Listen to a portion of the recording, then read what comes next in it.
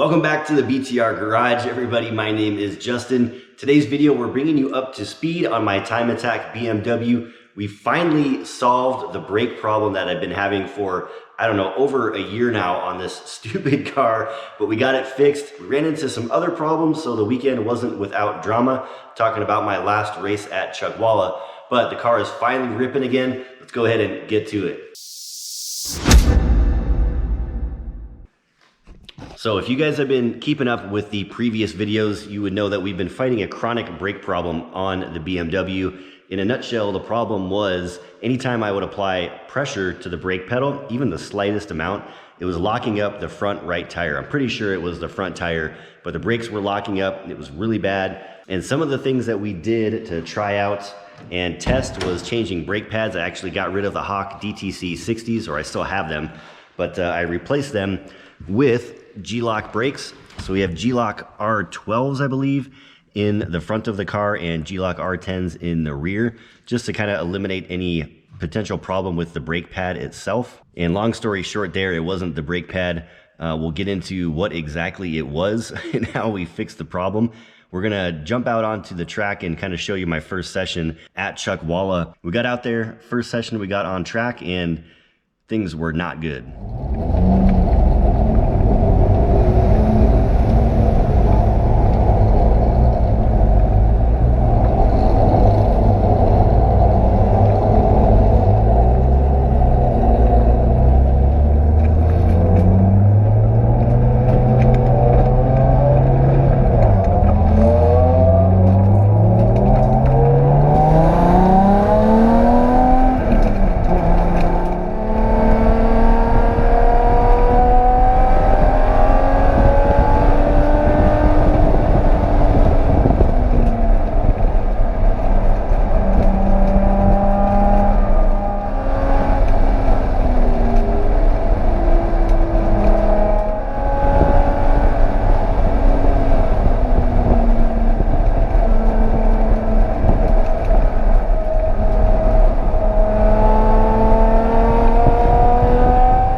Vibrations, as I showed in that little video clip, were really bad. The video just doesn't do it justice, but all of the vibrations that came through my hand and into my arms, it really just made the car undrivable and very slow. I was way off the pace from everybody. So we took the car apart in between sessions. I actually missed my second session of the day in the car because I had the front brakes apart and was just trying anything and everything to fix the problem. We couldn't really find any problems visually. Decided to replace the caliper guide pins and the guides on the car. These old BMWs, they have these brass guides and then metal pins that keep the caliper in place and allow the caliper to move back and forth on the brake rotor. But I hadn't replaced these things in forever, and they actually are a maintenance item, and I probably should have done this a long time ago, but we got those taken off, and I found one caliper guide that was binding pretty bad inside the caliper on the car, which was something that I didn't notice before because I had inspected those caliper guides when I'm taking the brakes apart. I always do, and it seemed like it was smooth, but this time it was a little bit stuck, and I thought, oh well, we'll just replace them all, slapped it back together. And then the other thing that I did was on the right side of the car, the right caliper, that was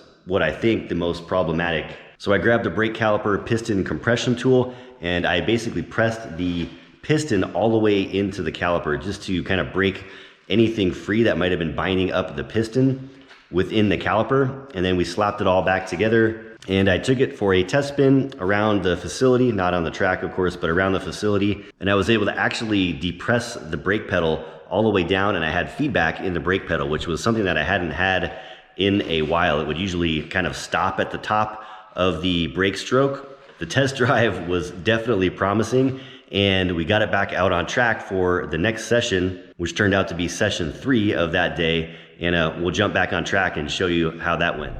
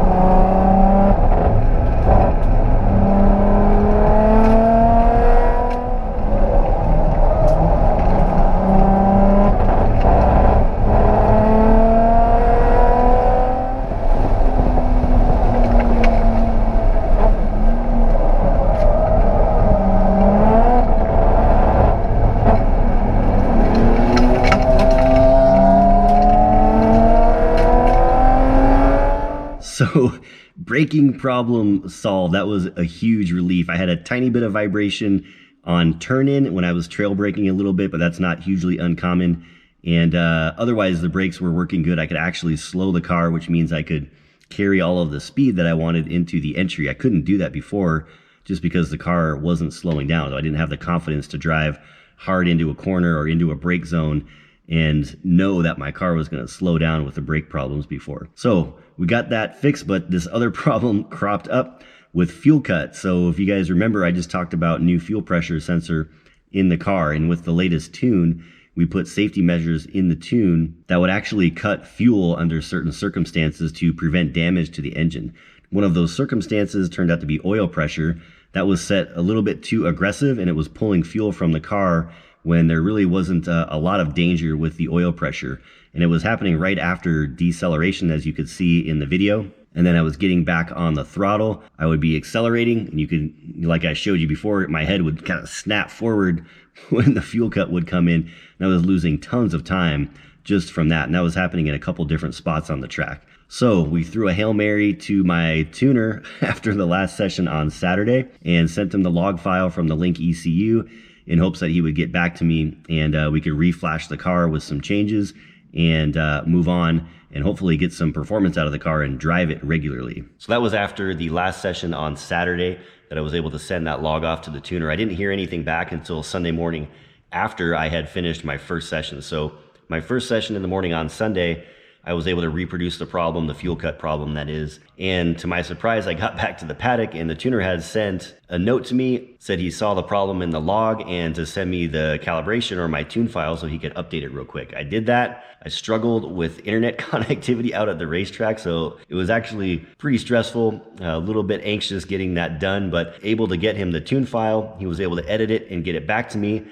just in time for me to run my second session, and then we put in this lap.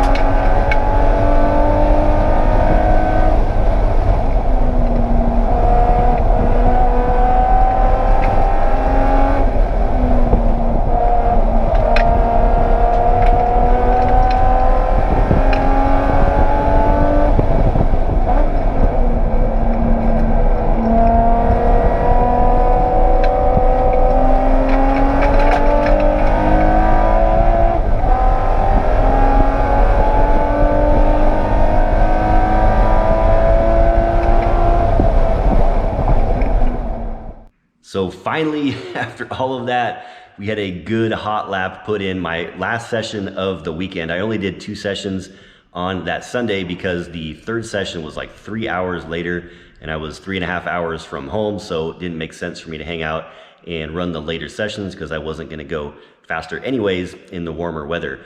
But we got the hot lap in. I was super excited and relieved to just get the car running and running good and quick. So that's a wrap on this one. Thanks everybody for hanging out with me and talking cars.